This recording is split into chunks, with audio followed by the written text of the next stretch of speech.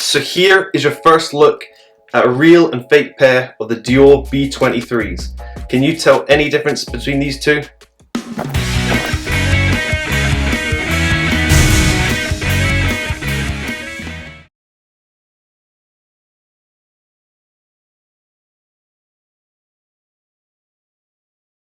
Hello and welcome back to the channel. Today we have a pretty big comparison, and as you can tell by the box and the bag, this is a designer sneaker and it's the Dior B23s. So a pretty popular shoe. I'm just going to be going through the differences between a fake pair and then obviously a retail. And then the retail pair was obviously bought from Harvey Nichols. So we'll just be seeing what the differences are. But before we get into the video, I'd like to give a big shout out to Legitmark, who are today's sponsor.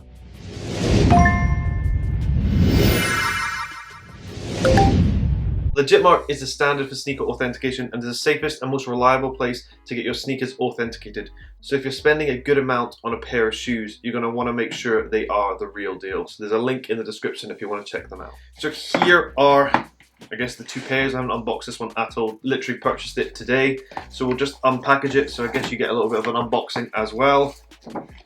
Obviously their presentation and everything is very good, even though I almost ripped the bag there. So we'll take out the box just to prove authenticity. I did actually purchase them myself with the receipt. £830 they cost, so quite a lot. So here are the two boxes, and there is a difference to tell straight away. So I'll give you a close-up and then tell you about it. So as you can see from above, if we look at the actual print itself, on the fake one, it is a white print, whereas on the retail one, you can see that the Dior is printed in silver. Also, if we look at the texture and color of the box, you can see that the retail one is a lighter blue than the fake one. The fake one is a very dark blue compared to the retail one. Now, if we spin the shoes around to the side and take a closer look at the labels, we can see differences here as well. So on this shoe specifically, the lid has a cutout and the label is printed underneath, and you can see there are differences here. On the retail one, the image of the shoe is much smaller than the fake one. On the fake one, you can see the image is much larger. Also, there's complete differences in the actual label itself. However, I don't know if this depends on if it's a US label or a UK label, because these were purchased in the UK and most fakes are designed around the US label. So we'll open them up and take a look at the differences inside. So we'll open up the retail one, and then we'll open up the fake one. I have to say, they are both packaged exceptionally well, like really, really nice indeed. So the fake ones do come with a Dior envelope. So open that up. And on the inside, we have Cole's Bumblebee. Pretty cool. And then on the retail one, the spare laces come straight on the top. And then back to the fake one, it does come with a Dior envelope and actually has a fake receipt, which is from China. So we'll close that off. They both come with the dust bag on top. See if there's any differences here. Giving you a close-up of both of these, there is a slight difference in size. The fake one is a lot smaller than the retail one, and also the stitching is a lot cleaner on the retail one compared to the fake. In terms of the Dior print on top, there really isn't much difference at all. They look very, very similar. So put the dust bags away. They do come really well wrapped indeed.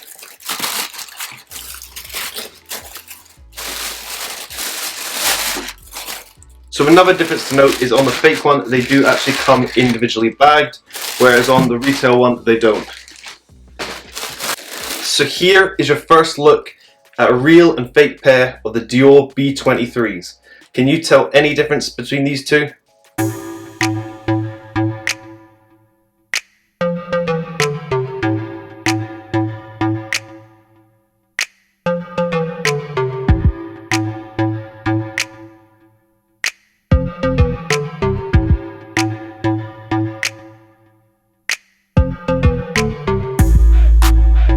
So we'll take them out and then we'll compare them straight away.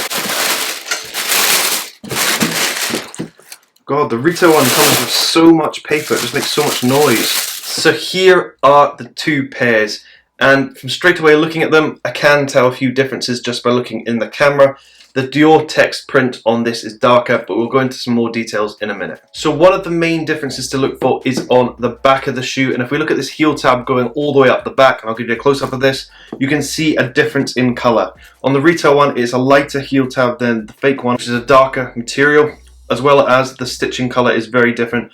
On the fake one, they've gone for a white stitching, whereas on the retail one, it matches that heel tab colour. Spinning the shoe around to the side and taking a look at this see-through heel cup, you can see the stitching going around the side, and you can see it's very, very consistent on the retail pair and very cleanly done, whereas if you look on the fake one, you can see it's slightly uneven and isn't entirely parallel all the way along. So that's a key difference to note, because the quality control on these is very, very good indeed. Another key difference to note between the real pair and the fake pair is the actual size of the shoe. So these are both a European 43, and if I put them up side by side, you can see there is a size difference. The retail pair is slightly bigger than the fake ones, so do remember that. Fake ones are made slightly smaller than the retail ones. So one of the major differences that I noted straight away is the actual print color and the details in the print itself. So if I give you a close-up of this, you can see differences here. You can see on the fake one, the print is slightly darker than the retail one. If you look extremely closely, you can see on the Dior print, there are tiny little circles on the retail one, whereas on the fake one, these ones aren't quite as clear. So there are key differences to note if you are looking very close indeed.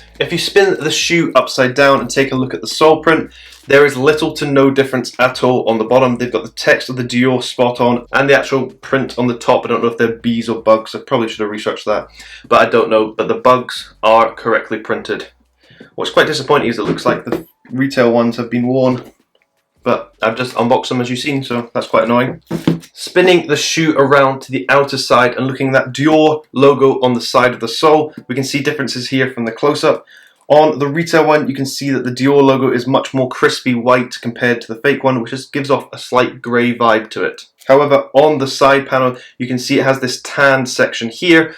This is exactly the same size from retail to fake, so there's no difference. What is quite worrying is, from all the details that I've pointed out, they're really not major ones, which is kind of scary. And with this shoe being £830 and this one being a lot less, that is a scary comparison to make. So do be careful if you are paying that amount for a retail pair. Now, if we take the tissue out from inside the shoe, the retail one here and the fake one here, we can see clear differences once again. The fake one's gone for a blue tinted paper on the inside, whereas the retail one is just a crispy white one. So that is a difference to note. And if we look at the text on the inside of the tongue, we can see differences here as well. On the retail one, it says Made in Italy 20H NV43, whereas on the fake one, it says Made in Italy 20 RLS 43. So there is a difference there. Also, the text is very, very cleanly done on the retail pair compared to the fake. And also on the inside, you can see the stitching is incredibly well done on the retail pair, whereas you look on the fake one, there's slight stitching errors. It also must be noted that the retail pair did come with spare sets of white laces. However, in the fake one, in the box and everything, there didn't seem to be any spare laces. Not too sure why they do spare white laces when you've already got white laces in the shoe, but that is something to note that they actually do on the retail pair. So as you can see from this comparison, the shoes are quite close. There are some things to look for if you are trying to purchase a retail pair. So I hope this video has helped you. Please stay tuned to the channel, subscribe, like, do all that. I will be doing more comparisons just like this. I will be expanding into designer shoes and different things like that. So stay tuned to that. Yeah, thank you very much for the support, and I hope you have a great day.